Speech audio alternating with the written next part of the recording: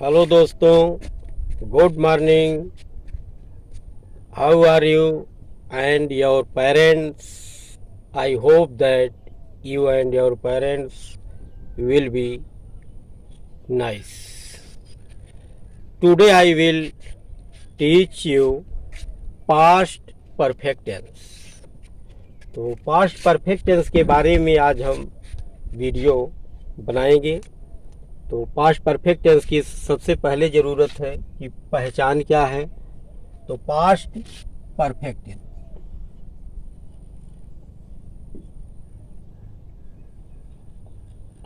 Perfect tense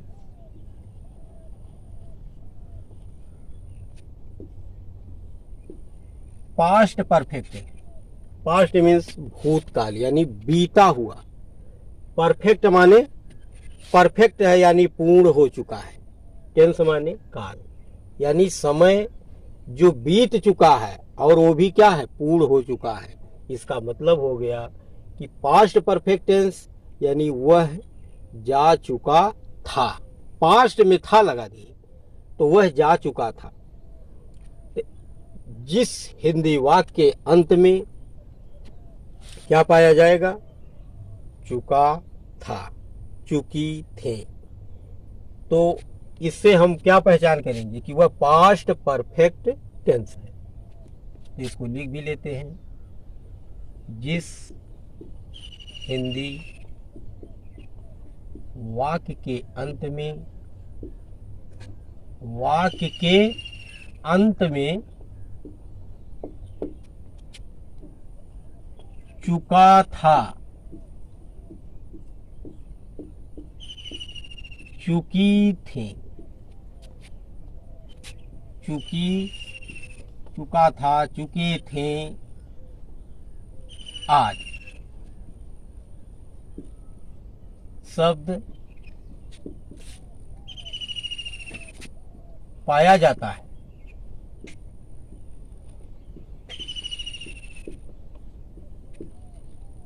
पाया जाता है उसे क्या कहते हैं?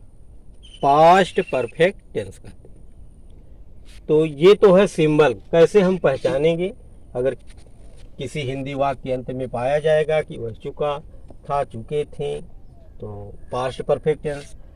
कभी काल ये दो रूपों में पाया जाता है। दो रूपों में, तो एक तो पास्ट परफेक्ट टेंस होता है, एक होता है पास्ट इन डिफिनिट टेंस। तो एग्जाम्पल से समझते हैं, एक एग्जाम्पल लेते हैं तो समझ में आ जाएगा।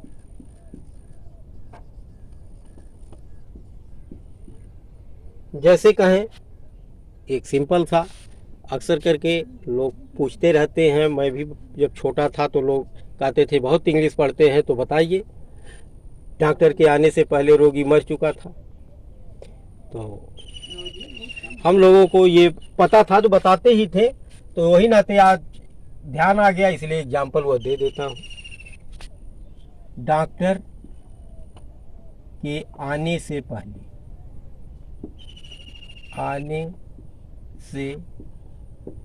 पहले रोगी मर चुका था। रोगी मर चुका था।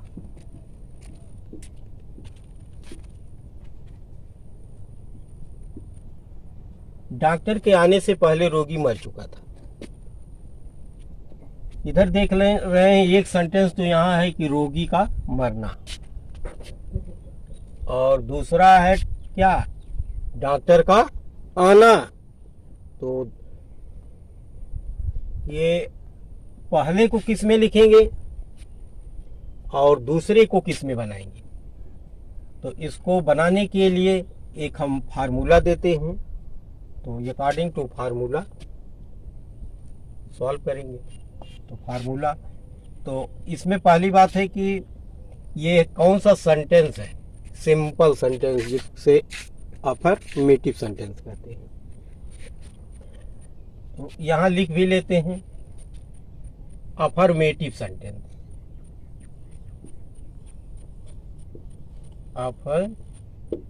Transformative sentence.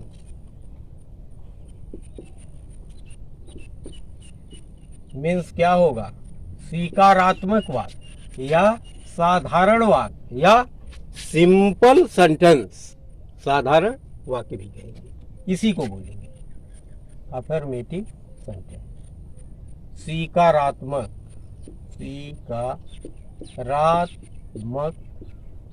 वाक्य।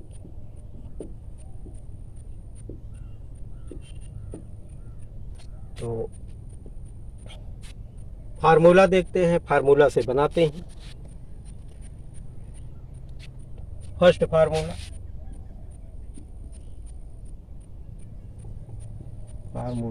फर्स्ट।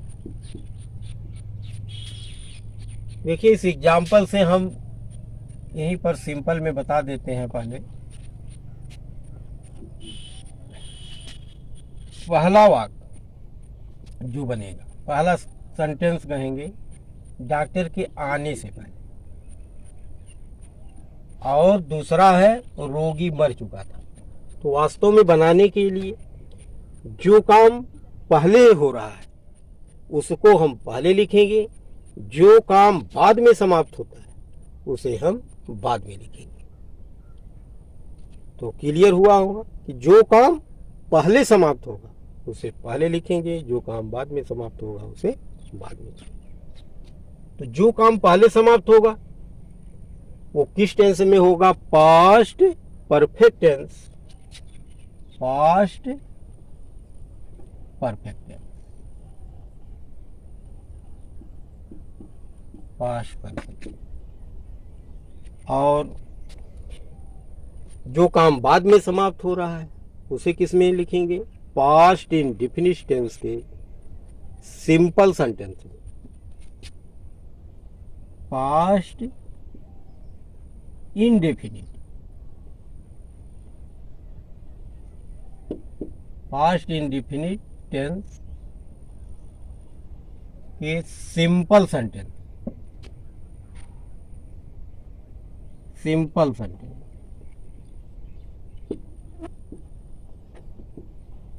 Simple sentence. तो अब फार्मूला हमारा लागू होता है। इसमें रोगी मर चुका था, तो पहले बनाएंगे सब्जेक्ट। सब्जेक्ट के बाद क्या आता है? हेल्पिंग वर्ब आता है। तो हेल्पिंग वर्ब यहाँ क्या होगा? सिर्फ एक हेल्पिंग वर्ब है, उसको याद कर लीजिए। पास्ट परफेक्ट टेंस में सिर्फ हायड, और ये हायड कहाँ लगाएंगे? चाहे सब्जेक्ट सिंगुलर पर्सन हो, चाहे प्लूरल हो, सिंगुलर नंबर हो, प्लूरल नंबर हो, कोई भी हो, यानी हर सब्जेक्ट के साथ हम क्या करेंगे? हायड लगाएंगे।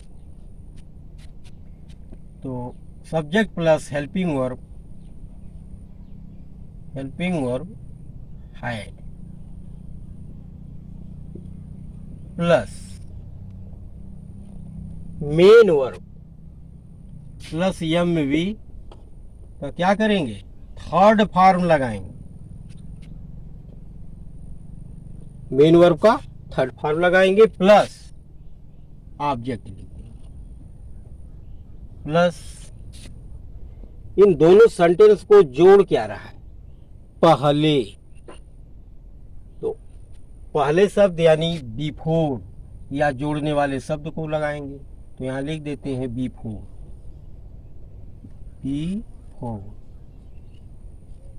या आफ्टर, बाद में भी होता है, AFTER आफ्टर, प्लस दूसरे वाला सेंटेंस का क्या करेंगे? सब्जेक्ट टू लगाएंगे, S two, subject two plus main verb का सेकेंड फॉर्म, मेन वर्ब का सेकेंड फॉर्म, मेन वर्ब का सेकेंड फॉर्म लिखेंगे। और इस प्रकार से इस फार्मूले में रखने पर आपका सेंटेंस पूरा क्लियर हो जाएगा। तो इस फार्मूले में ऊपर वाले जो हिंदी वाला दिया गया है सेंटेंस उसका बनाइए। तो देखते हैं कि डॉक्टर के आने से पहले रोगी मर चुका था। इसका मतलब है कि डॉक्टर आ नहीं पाया था और रोगी मर गया। तो रोगी मर गया यानी काम कौन सा पहले समाप्त हो रहा है? रोगी का मरना। तो पहले रोगी का मरना यानी रोगी मर चुका था, इसका हम ट्रांसलेट पहले करते हैं। तो सब्जेक्ट 1 पहले लिखिए, रोगी मर चुका था। रोगी का होता क्या है? इंग्लिश में क्या बोलेंगे? The patient.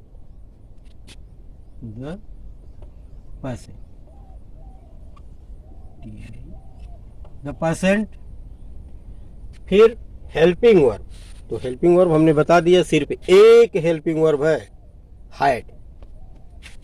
हैड हो गया प्लस मेन वर्ब का थर्ड फॉर्म। इसमें यह देखना है कि मेन वर्ब का थर्ड फॉर्म ही लिखना है। पास्ट परफेक्ट टेंस में सिर्फ मेन वर्ब का थर्ड फॉर्म लिखेंगे। तो क्या मेन वर्ब है? मर चुका था, मरना। तो मरना का थर्ड फॉर्म क्या होता है? Die, died, died.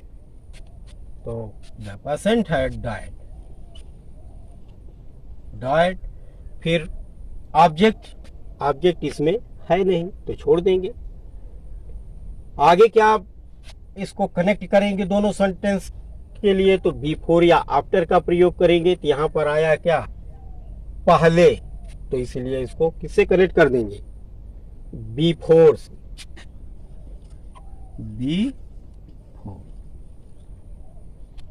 फिर plus S two, subject two यानी दूसरे वाले सेंटेंस का जो काम बाद में समाप्त हो रहा है उस सेंटेंस का सब्जेक्ट। तो हो जाएगा डॉक्टर। फिर मेन वर्ब का सेकंड फॉर्म। तो मेन वर्ब का सेकंड फॉर्म क्या है? आना।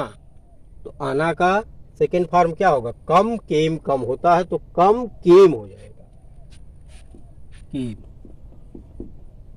Full stop. यही कंप्लीट हो गया। The patient had died before the doctor came. Before the doctor came. ये द क्यों लगाएंगे? अगर कोई चीज ओरिजिनल ना होके उसके स्थान पर है तो वहां पर हम द लगाएंगे। जो आर्टिकल में बताएंगे, जब आर्टिकल पढ़ाएंगे तो उसमें कहाँ पर द, कहाँ पर ए, कहाँ पर एन लगाएंगे तो उसमें हम बताएंगे। तो यही सेंटेंस है और ये सेंटेंस कंप्लीट हो गया। तो निगेटिव सेंटेंस। तो negative sentence NEGATIVE, negative sentence. अब हमें बताना है नकारात्मक वाक्य।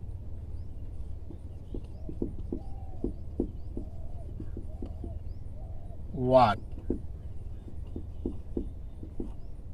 नकारात्मक वाक्य। नकारात्मक वाक्य